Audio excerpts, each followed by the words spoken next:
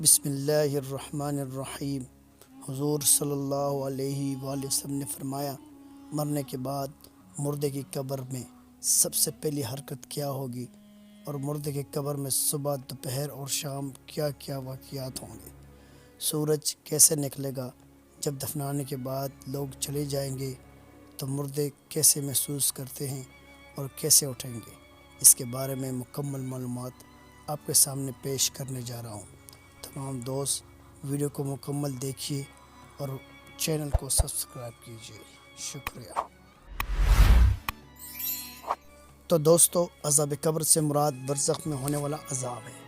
اسے عذاب قبر اس لیے کہا جاتا ہے کہ عام طور پر میت کو قبر میں ہی دفن کیا جاتا ہے۔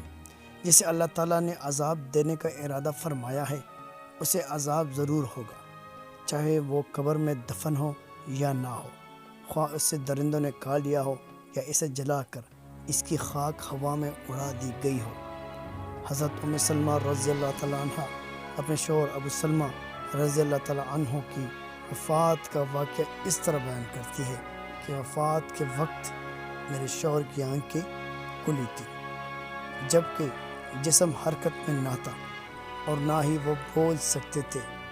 کسی نے رسول اللہ صلی اللہ علیہ وآلہ وسلم کو میرے شوہر کی اس حالت کی خبر دی تو آپ صلی اللہ علیہ وآلہ وسلم گھر تشریف لائے۔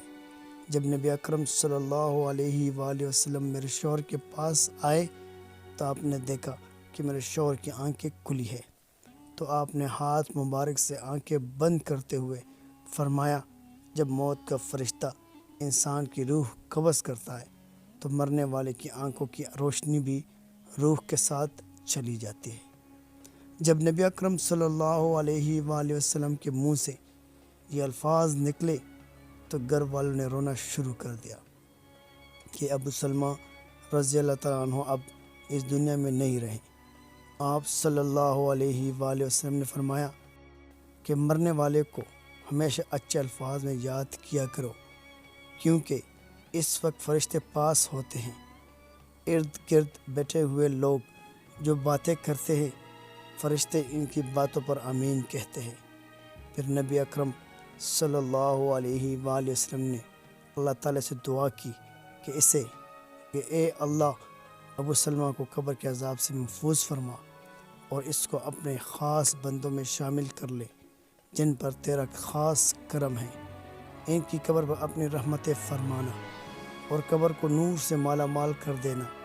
نبی اکرم صلی اللہ علیہ وسلم کی اس دعا سے ثابت ہوتا ہے جب مسلمان وصال کر جاتا ہے تو اللہ تعالیٰ مسلمان کی قبر میں نور اور رحمت عطا کرتا ہے، جبکہ غیر مسلم مرتا ہے تو اللہ تعالیٰ اس کی قبر کو تنگ اور عذاب سے بھر دیتا ہے۔ اس دنیا سے پردہ کرنے کے بعد انسان کے لیے سب سے خطرناک پہلی منزل قبر ہے۔ اگر انسان اپنی پہلی منزل یعنی قبر کے عذاب سے بچ جائے تو اس کے لیے باقی سب منزلیں پار کرنا کوئی مشکل نہیں رہ جاتی۔ نبی اکرم صلی اللہ علیہ وآلہ وسلم نے فرمایا، انسان کو مرنے کے بعد بہت سی منزلیں طے کرنا پڑتی ہیں، جن میں سے سب سے پہلے قبر کا عذاب ہوتا ہے۔ انسان قبر کی سختی سے بچ جائے تو دوسری منزلیں اس کے لیے آسان ہو جاتی ہیں۔ ایک دفعہ نبی اکرم صلی اللہ علیہ وآلہ وسلم قبرستان سے جا رہے تھے تو رسول کریم صلی اللہ علیہ وآلہ وسلم نے قبر کا عذاب بیان کرتے ہوئے فرمایا، اگر اس بات کا ڈر نہ ہوتا کہ تم میت کو قبر میں دفنانا چھوڑ دو گے تو میں اپنے رب کریم سے دعا فرماتا کہ تم لوگوں کو بھی قبر کے عذاب سے آگاہ کر دینا۔ بالکل اسی طرح جس طرح میں دیکھ رہا ہوں اور سن رہا ہوں۔ آپ صلی اللہ علیہ وآلہ وسلم جب صحابہ کرام کو قبر کے عذاب سے آگاہ کرتے تو سب کے رونگٹے کھڑے ہو جاتے۔ حضرت محمد صلی اللہ علیہ وآلہ وسلم کا فرمان ہے کہ مرنے کے بعد قبر انسان کی پہلی منزل ہے۔ جب بندے کی یہ منزل آسان ہوگی تو باقی سب منزلیں اس کے لیے آسان کر دی جاتی ہے۔ جس نے اس منزل سے آسانی حاصل نہ کی اور اس کے لیے دوسری منزل عبور کرنا بہت ہی مشکل ہو جاتا ہے۔ نبی اکرم صلی اللہ علیہ وآلہ وسلم نے فرمایا کہ میں نے آج تک قبر سے سخت ترین منظر کبھی نہیں دیکھی۔ نبی اکرم صلی اللہ علیہ وآلہ وسلم کا فرمان مبارک ہے کہ میت کو جب قبر میں داخل کر کے گھر کی طرف لوٹتے ہیں تو میت لوگوں کے چلنے کی آواز کو اچھی طرح سن رہی ہوتی ہے۔ اگر مرنے والا سچا مسلمان ہے تو نماز اس کے سر کی طرف، روزہ اس کے دائیں طرف، زکوٰۃ اس کے بائیں طرف اور دوسرے جتنے بھی اس کے نیک اعمال ہوتے ہیں اس کے پاؤں کی طرف سے آ جاتے ہیں۔ اور جب بھی قبر کا عذاب اس کے پاس آتا ہے تو نماز، روزہ، حج، زکوٰۃ، صدقہ اور خیرات اس کے نیک اعمال اس کی حفاظت کرتے ہیں۔ پھر اس سے کہا جاتا ہے کہ بیٹھ جاؤ، چنانچہ وہ بیٹھ جاتا ہے۔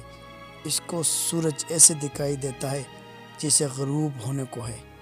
پھر اس سے کہا جاتا ہے کہ تم اس شخص کے بارے میں جو تم میں مبعوث ہوا تھا اس کے متعلق کیا گواہی دیتے ہو؟ وہ کہتا ہے مجھے ذرا نماز پڑھ لینے دو۔ اسے کہا جاتا ہے کہ تم ان قریب یہ کام کر لو گے۔ پہلے اس سوال کا جواب دو کہ تم اس شخص کے بارے میں جو تم میں مبعوث ہوا تھا کیا کہتے ہو اور کیا گواہی دیتے ہو؟ وہ گواہی دے گا کہ رسول کریم صلی اللہ علیہ وآلہ وسلم اللہ تعالیٰ کے آخری نبی ہیں جو اللہ تعالیٰ کا دین لے کر تشریف لائے۔ پھر اس سے بولا جائے گا کہ اسے یقین کے ساتھ تم حیات رہے اور اسی پر تم کو دنیا سے اٹھا لیا گیا اور اسی کے ساتھ تم کو دوبارہ زندہ کیا جائے گا۔ ان سب باتوں کے بعد اس کے لیے جنت کا دروازہ کھولا جاتا ہے۔ وہ قبر میں ہی جنت کو دیکھ کر بہت خوش ہو جاتا ہے۔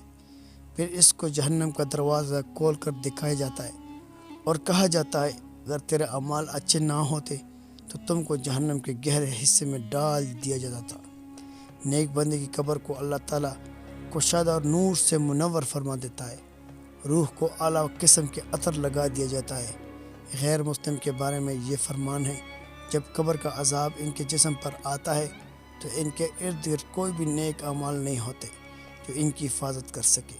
پھر اس کافر کو حکم دیا جاتا ہے کہ یہاں پر بیٹھ جاؤ تو وہ ڈرتا ڈرتا بیٹھ جاتا ہے۔ اس کو آخری نبی صلی اللہ علیہ وآلہ وسلم کے بارے میں پوچھا جائے گا تو کچھ نہیں بتا سکے گا کہ یہ کون ہے۔ پھر ان کو محمد صلی اللہ علیہ وآلہ وسلم کے بارے میں بتایا جائے گا تو وہ جواب دے گا کہ میرے علم میں کچھ نہیں کہ محمد صلی اللہ علیہ وآلہ وسلم کون ہے۔ پھر اس کو فرمایا جائے گا تم دنیا میں غیر مسلم تھے، غیر مسلم مرے اور غیر مسلم ہی دوبارہ زندہ ہو گئے۔ پھر اس کو جنت کا دروازہ کھول کر دکھایا جاتا ہے کہ اگر تیرے اعمال نیک ہوتے تو تجھ کو ہمیشہ کے لیے جنت میں گھر مل جانا تھا۔ پھر اس کو وہاں سے جہنم میں لے جایا جائے گا اور کہا جائے گا کہ تو نے ہمیشہ ہی گناہوں کو پسند کیا اس لیے تیرا ٹھکانہ یہ جہنم ہے۔ وہ جہنم کو دیکھ کر حیران ہوگا اور کہے گا کہ کاش میرا بھی نامہ اعمال نیک ہوتا اور مجھے جنت میں داخل کر دیا جاتا۔